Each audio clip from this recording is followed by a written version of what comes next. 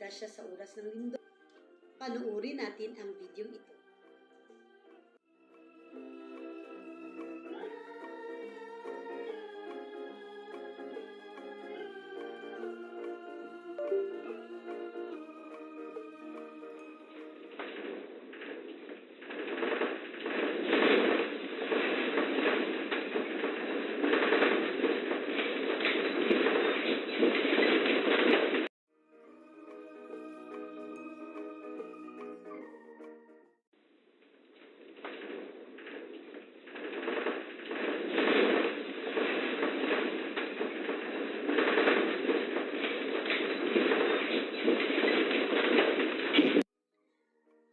Napapansin mo sa dalawang video na aking ipinakita? Mayroon bang kaibahan?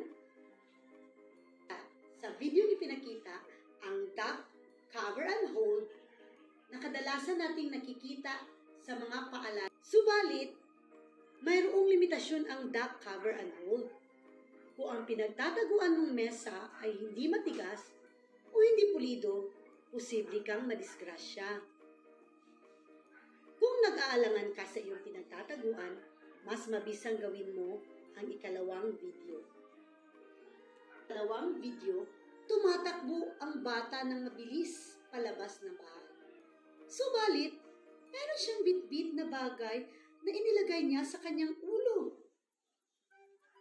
Sa palagay mo, ano kaya yun?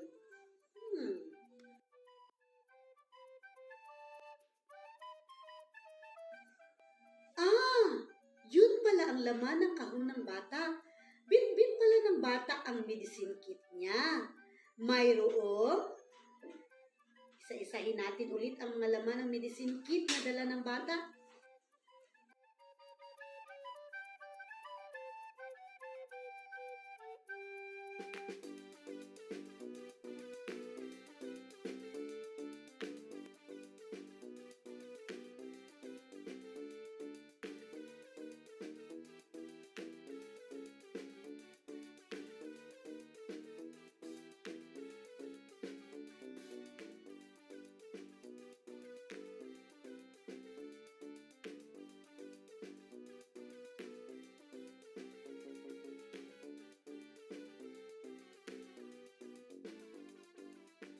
Palagay nyo, tama kaya ang ginawa ng bata?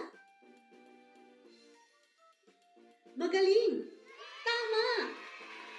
Laging maghanda ng medicine kit para sa oras ng disgrasya ay mayroon kang magagamit. Maliban sa nakakatulong ang medicine kit, kung may mga falling debris o maliliit na bagay na mahuhulog, hindi direkta sa ulo dahil na-cover ito.